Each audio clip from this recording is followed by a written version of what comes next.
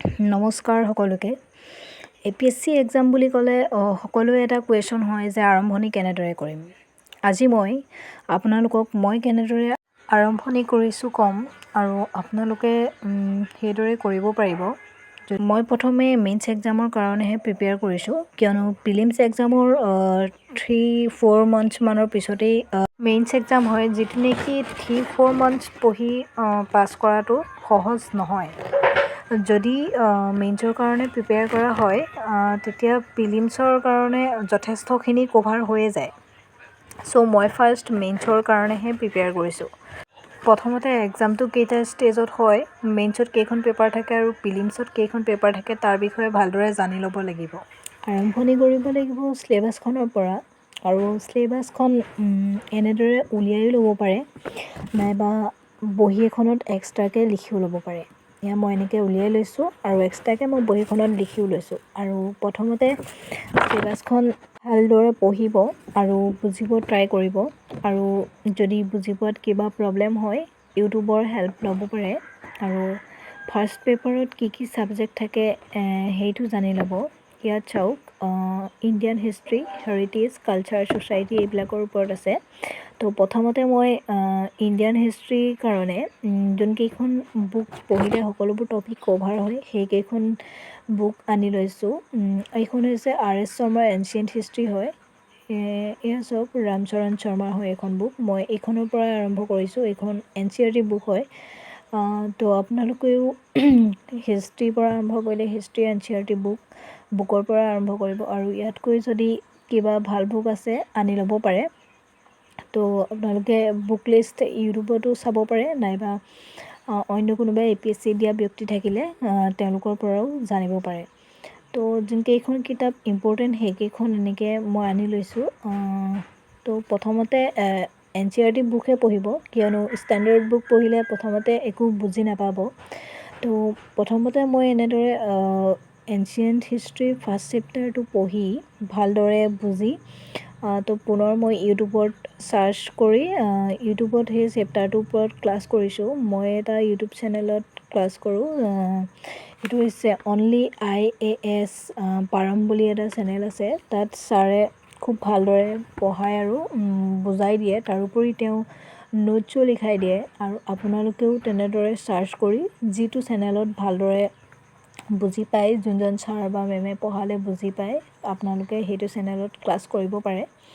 এনেকৈ মই তেওঁৰ পৰা সেই ছাৰজনৰ পৰা মই ভালদৰে ক্লাছ কৰোঁ, আৰু তেওঁ লিখাই দিয়া নোটবিলাকৰ টেক্সটবিলাক ইউজ কৰোঁ। তো আপোনালোকে সেনেকৈ ইউজ কৰিব পাৰে। তো তদুপৰি চিলেবাছৰ মাইক্ৰ' টপিকবোৰ গুগলত চাৰ্চ কৰি ভালদৰে বিভিন্ন ষ্টেটৰ নোট ল'ব পাৰে। তো মই সেনেদৰে নোট লৈছোঁ। তো এইখিনি নোট হৈছে এনচিয়েণ্ট হিষ্ট্ৰী হয়। এইখিনি নোট আপোনালোকে নোটবোৰ এনেদৰে লিখিব। তো এনেদৰে লিখিলে বেছি সুবিধা হয়, নহ'লে নোট বুলি ক'লে কিতাপৰ দৰে চেম লিখি দিলে পঢ়াত অসুবিধা হয়। তো এইখন হৈছে মাইক্ৰ' টপিকৰ হয় এইখন দেই। তো আপোনালোকে এনেকৈ লিখি চাৰ্চ কৰি ইউটিউবত ল'ব পাৰে। তো এইখন হৈছে নোট, এখন কেৰেলাৰ PSCৰ নোট হয়। তো মই ইণ্ডিয়ান হিষ্ট্ৰীৰ ওপৰতে চাৰ্চ কৰিছিলোঁ। তো এইখন সেনেকৈ তাত চাৰ্চ কৰি তাৰ পৰা লিখা হয়। আপোনালোকেও যদি কোনো এটা টপিকৰ ওপৰত ভালদৰে ডিটেইলছত জানিব বিচাৰে, তো এনেকৈ এক্সট্ৰা নোট সেই টপিকটোৰ ওপৰত ল'ব পাৰে। তো তেতিয়া ভাল হয়। আৰু তদুপৰি আটাইতকৈ এটা ইম্পৰ্টেণ্ট কথা যে আপোনালোকে ডেইলি নিউজ এনালাইচিছ কৰিব। 1 জানুৱাৰীৰ পৰা যেতিয়ালৈকে এক্সামৰ টাইম আহে তেতিয়ালৈকে আপোনালোকে নিউজ এনালাইচিছ কৰিব। মই ইণ্ডিয়ান এক্সপ্ৰেছৰ কৰোঁ। মই দ্য হিন্দু কৰিছিলোঁ প্ৰথমতে, বাট দ্য হিন্দুখন মোৰ অলপ জটিলগতে লাগিলে, মই সেইটো কাৰণে ইণ্ডিয়ান এক্সপ্ৰেছৰ কৰোঁ, আৰু তাৰোপৰি আছাম ট্ৰিবিউন। আৰু আপোনালোকেও এনেকৈ ডেইলি নিউজ পেপাৰ এনালাইচিছ কৰি যাব। ইয়াৰ উপৰি জেনেৰেল নলেজৰ কাৰণে মই এখন বুক লৈছোঁ। এখন হৈছে লুচেন GK। এখন যিকোনো কম্পিটিটিভ এক্সামৰ কাৰণে এখন ভাল কিতাপ। মেইনলি APSC আৰু UPSC প্ৰিলিমছৰ কাৰণে এখন ভাল কিতাপ হয়। তো দামটো বেছি নহয়, 295। তো এখন আপোনালোকে ল'ব পাৰে। আৰু এটা কথা, চিলেবাছৰ উপৰিও কিছুমান বাহিৰা কথা জনাও জৰুৰী হয়। তো উদাহৰণস্বৰূপে আমি ইণ্ডিয়াৰ চিটিজেন হিচাপে তো আমি ইণ্ডিয়াৰ প্ৰতিখন ষ্টেটৰ বিষয়ে ভালদৰে জনাটো দৰকাৰী।